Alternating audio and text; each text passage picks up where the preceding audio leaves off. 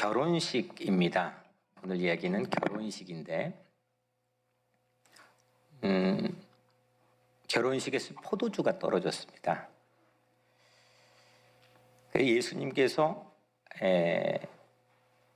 물로 이 떨어진 포도주를 채워주셨습니다. 물을 포도주로 바꾸어 주셨죠. 이 이야기는 여러분들이 익숙하시니까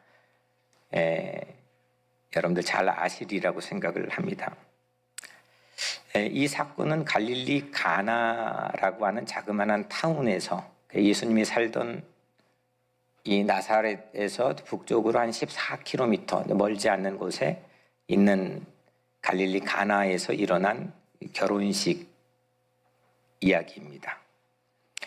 이건 예수님께서 이 땅에서 공적 삶을 시작하면서 첫 번째 행한 기적입니다. 그런데 이게 단지 그냥 한번 믿기 힘든 일이 예수님의 손에 의해서 일어난 걸로 끝난 게 아니고 향후에 이어질 예수님의 사역, 그리고 오늘 이 시간까지 여전히 이어지고 있는 예수님의 영원한 사역을 가리키고 있는 매우 중요한 마치 나침판과 같은 역할을 하고 있습니다. 왜냐하면 오늘 본문에서는 이 사건을 기적이라고 하지 않고 표적이라고 불렀기 때문입니다. 11절 예수께서 이 표적을 갈릴리 가나에서 행하여 했습니다. 한글로는 좀 비슷하죠. 기적, 표적. 그래서 그게 그거지라고 생각하면 이 본문이 우리에게 말하고자 하는 거를 아주 많이 놓쳐버릴 수도 있습니다. 기적과 표적은 완전히 다른 겁니다. 기적은 어떤 뜻일까요? 이 사전을 찾아보니까 상식으로 생각을 할 수 없는 기이한 일. 두 번째 의미는 신이 행했다고 믿을 수밖에 없는 불가사의한 현상. 이런 겁니다. 그러니까 일상에서는 우리가 만날 수 없는 일들을 기적이라고 부르죠. 영어로는 미라클이라고 합니다. 반면에 표적은 이 한글로는 참 비슷해서 그게 그거 아닐까 싶지만 영어 성경에는 사인으로 되어 있습니다. 그리고 이 뜻은 국어 사전의 뜻은 겉으로 드러나 있는 자취입니다. 그러니까 무언가가 움직여지는데 그 자취를 따라가면 그걸 만날 수 있겠죠. 이게 겉으로 이렇게 오픈이 돼 있고 공개가 돼 있는 것.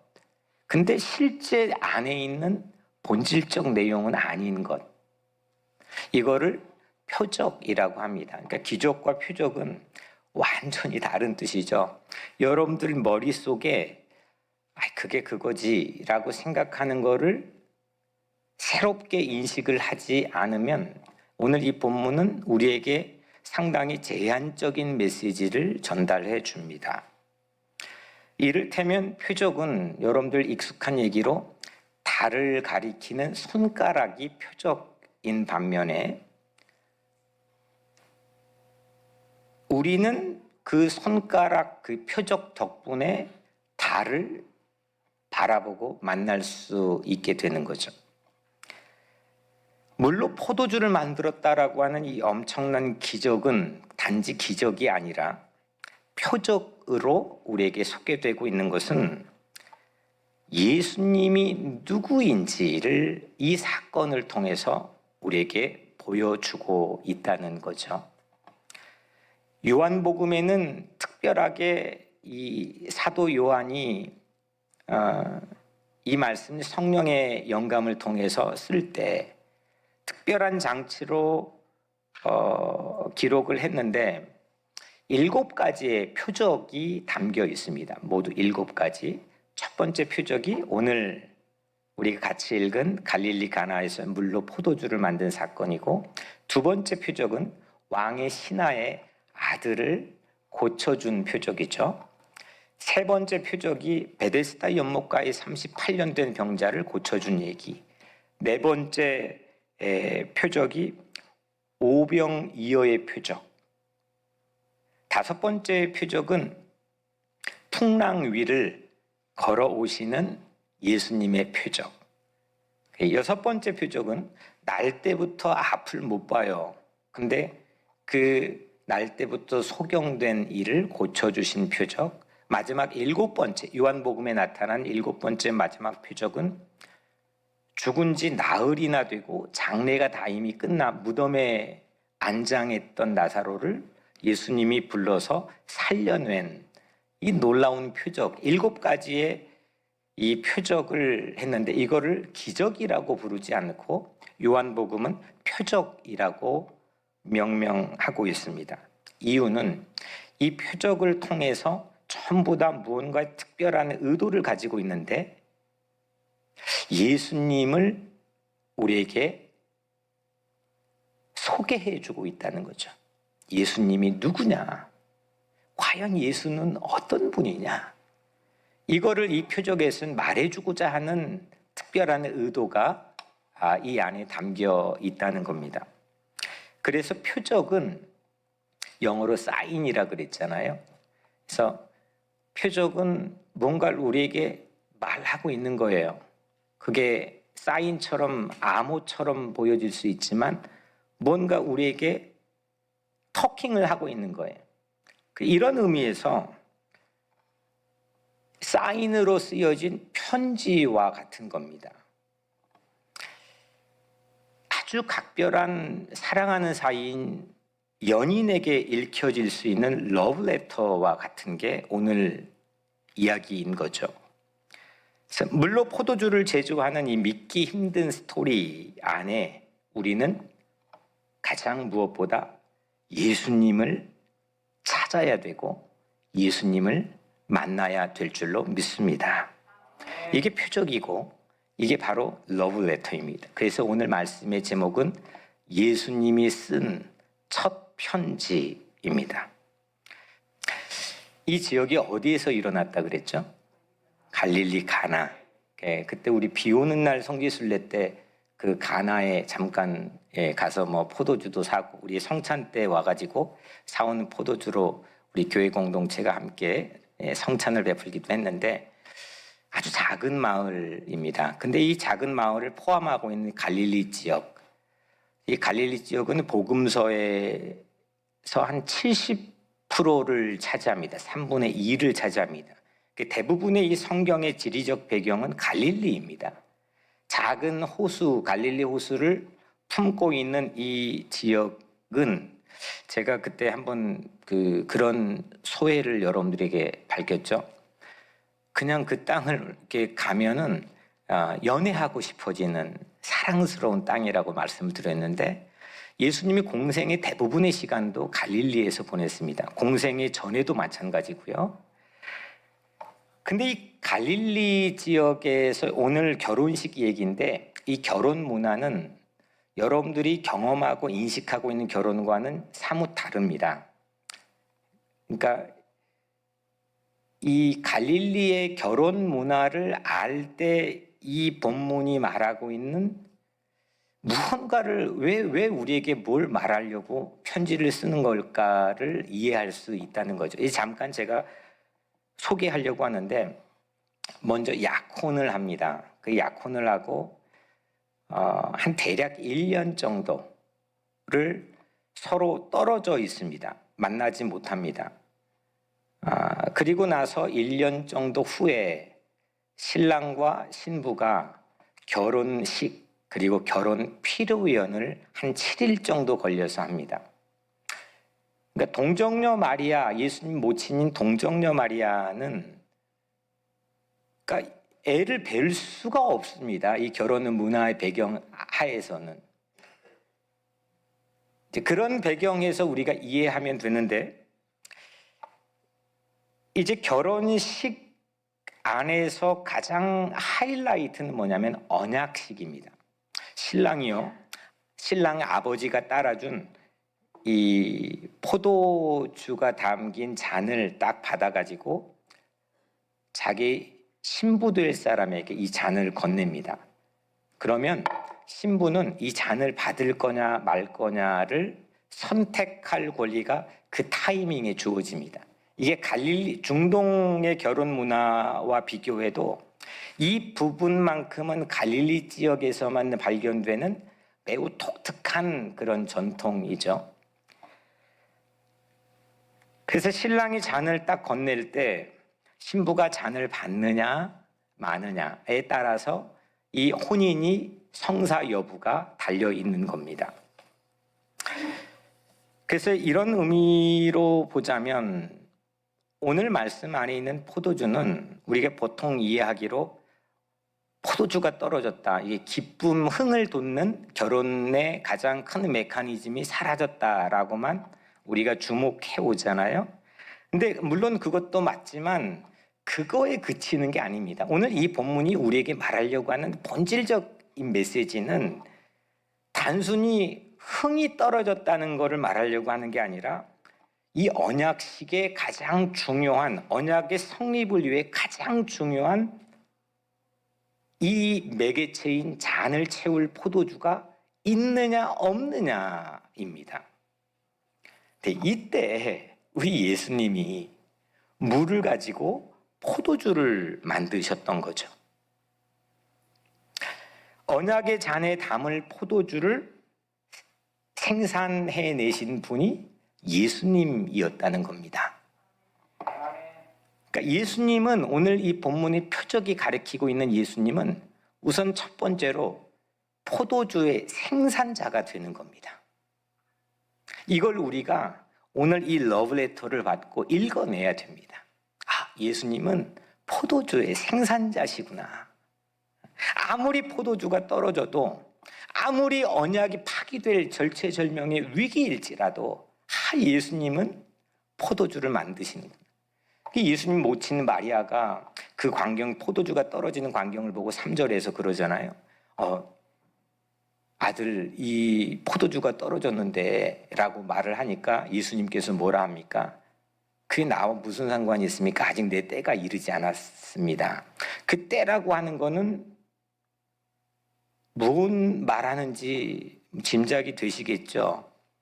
예수님 뭘 하려고 하시는지. 예수님께 십자가에 못 박혀 이 인류를 구속하고 대속하기 위해서 피 흘려주시는 사건이잖아요. 이 포도주가 떨어진 상황에서 물을 채워서 포도주를 제조하시는 예수님.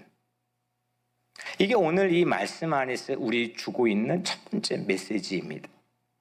이거를 그래서 표적이라고 했습니다. 오늘 이 말씀 안에서 우리는 누구를 만나야 돼요? 예수님을 만나야 돼요. 그 예수님은 어떤 분이시냐면 포도주를 생산해내는 분이라는 거죠.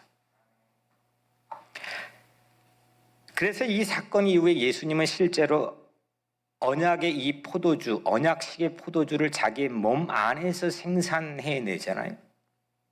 십자가에서 흘려주신 주 예수 그리스도의 거룩한 피가 우리를 대속하여서 정결한 신부로 우리를 세워놓잖아요. 아멘.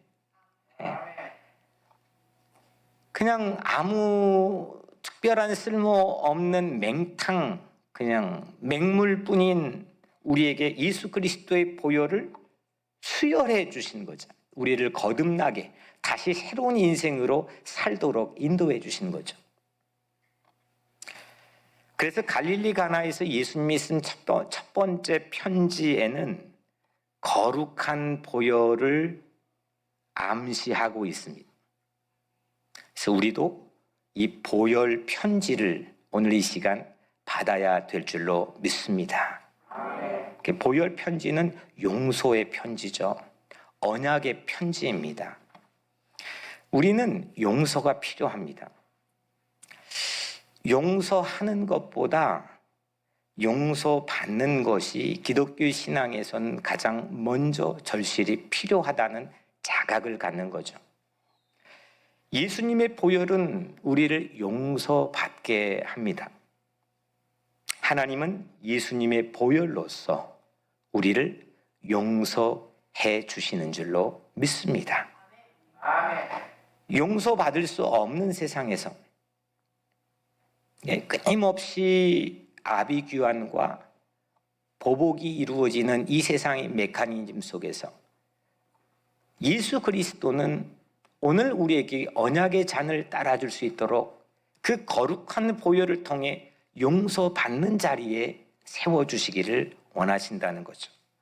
그래서 오늘 사랑하는 내 모든 성도 여러분들이 이 거룩한 보혈 앞에 서서 용서받는 그런 희열을 우리 모두가 누리게 되기를 주님 이름으로 축복합니다. 두 번째로 이 러브레터, 이 예수님이 쓴 첫 번째 편지 안에서 읽어야 될 두 번째 메시지는, 두 번째 시그널은 신랑입니다. 신랑은 사실 오늘 본문에 많이 나오지 않습니다. 딱 한 번 나옵니다. 있었어? 그 신랑이 있었어? 싶을 정도로 딱 한 번 나오는데 9절 10절에 연회장이 신랑을 불러 말하되 사람마다 먼저 좋은 포도주를 내고 취한 후에 낮은 것을 내거늘 그댄 지금까지 좋은 포도주를 두었도다. 오늘 이 사건의 막바지에 포도주가 변화된 이 맛을 연회장이 본 다음에 이런 이야기를 신랑을 불러가지고 하죠. 이로 미루어 짐작하면 신랑은 그런 책임이 있는 겁니다. 포도주는 여하튼 준비해야 되는 겁니다. 이 잔은 여하튼 준비를 해야 이 혼인 예식이 성사가 될 수 있는 겁니다. 이 신랑은 결국 예수님을 가리키는 거죠. 예수님이 포도주를 생산해서 우리에게 잔을 건네시는 신랑이 되는 겁니다. 갈릴리 전통의 또 한 가지의 이 결혼 문화에서 가지고 있는 하나의 문화는, 중요한 문화는 신랑이 잔을 신부에게 딱 하고 건네는 언약식의 그 하이라이트에 그 잔을 신부가 선택해서 마시면 이런 의미라고 합니다. 내가 네 안에 있다 하는 겁니다. 이제부터 내가 네 안에 있고 네가 내 안에 있다 하는 겁니다. common, 공통이라고 하는 거죠. 교집합, 이쪽에도 있고 저쪽에도 있는 거를 영어로 common이라고 하죠.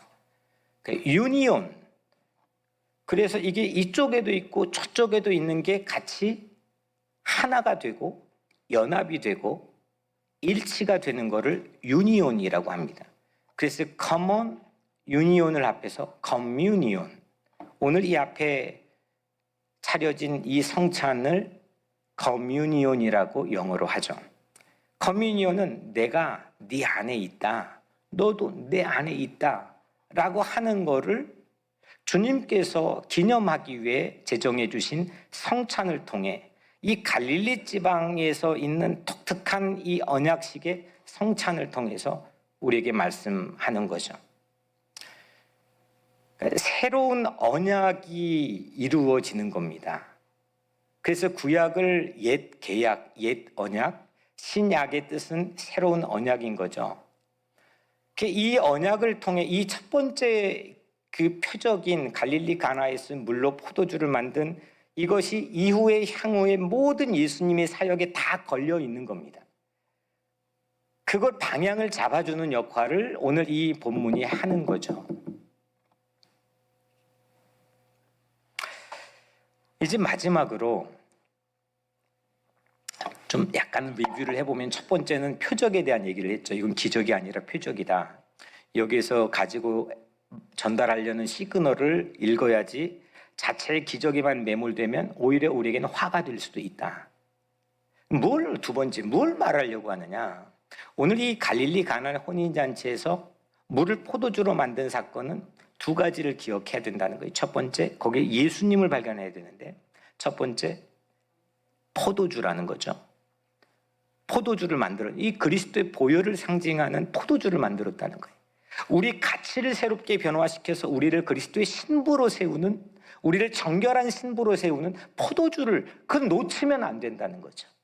두 번째, 신랑이신 예수님을 만나야 된다는 거죠. 그래야 우리가 용서받는 존재가 되고, 그래야 우리가 그리스도의 거룩한 신부가 되고 교회가 된다는 거죠. 여기까지 오늘 우리 살펴봤는데, 정작 중요한 게 이제 마지막 하나가 남았습니다. 앞에서 말씀드렸던 것처럼 갈릴리 지역의 결혼 문화에서는 언약식이 있는데, 그 언약식에서 잔을 아버지가 따라줘요. 그러면은 그 신랑이 그 잔을 받고 신부에게 건네요. 이 잔을 받을 건가 말 건가에 대한 선택이 누구에게 주어져 있다고요? 신부에게 주어져 있어요. 그러니까 이런 배경 하에서 예수님은 계속 복음서를 통해서 계속 말씀하고 있는 거예요. 신랑이 잔을 건네면서 먹여주기까지 하지 않아요. 잔 받는 선택은 신부만 합니다. 그러니까 억지가 아니죠. 강요가 아니죠. 잔을 받으면 언약이 당연히 성사가 되겠고, 잔을 거절하고 받지 않으면 어떻게 돼요? 파혼이 되는 거죠. 언약이 파기가 되는 거죠. 그 신부가 이 잔을 받느냐 상상을 한번 해봤습니다. 이 신부가 잔을 받느냐 안 받느냐, 우리가 만약에 하객으로 그 결혼식에 참여했다고 생각해 봅시다. 그 광경을 보는데 신랑이 딱 하고 잔을 건넸을 때 신부가 잔을 받느냐 안 받느냐, 그 순간이 두두두두두두 막 이런 배경음악이 나와야 될 법한 그 초긴장 상태, 가장 그 결혼식에서의 그 꽃으로 불려질 수 있는 시간이겠죠.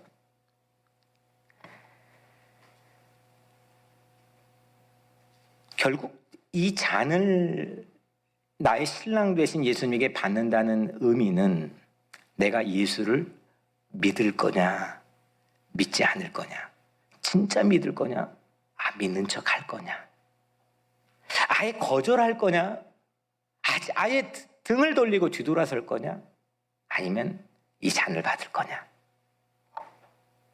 이거를 말하고 있는 거죠. 예수를 믿어야만 그리스도의 신부가 되는 거죠. 그래서 이 표적의 목적, 파이널 목적은 뭐냐? 예수를 믿게 하는 겁니다. 이 이야기가 1절부터 11절까지 있는데 참 공교롭게도 마지막 나와 있는 구절이 뭐냐? 11절 마지막 나오는 구절이 뭐냐면 제자들이 그를 믿으니라. 아멘. 이거 말하려고 이 사건을 여기다 담아 놓은 거라는 거예요. 제자들이 예수님을 믿는 게 결론입니다. 그 5명의 제자가 이제 저분은 나의 구주고 나의 주인이고 나의 신랑이고 이제 나의 모든 구원자이심을 믿는 것이 오늘 이 본문 시그널이 보여주고 있는 가장 궁극적인 목적이라는 거죠. 그 신부인 여러분들은, 우리들은 예수님의 잔을 받을 겁니까? 말 겁니까? 받아야 되겠죠. 꼭 받아야 되겠죠. 그래야 새 언약이 성취가 되겠죠. 이루어지겠죠. 이 옛 언약과 새 언약이라는 이 성경은 결국 그 언약식을 이루기 위한 파이널 목적을 향해서 가는 로드맵인 거고 매뉴얼인 거죠. 사랑하는 성도 여러분, 말씀을 마쳐볼게요. 이 이야기는요, 기적이 아니에요. 이 이야기는 표적입니다. 예수님이 누구인지 전달하는 러브레터, 사랑의 편지예요. 오늘 우리가 그 러브레터를 꼭 받게 되기를 축복합니다. 나를 위해 보혈을 흘려주신 신랑 되시는 예수님께서 나에게 쓴 첫 번째 러브레터예요. 우리는 이 잔을 받을 건가 말 건가, 믿을 건가 말 건가. 오늘 그로부터, 예수로부터 첫 편지를 받았습니다. 여러분들은 과연 답장을 어떻게 할 것입니까?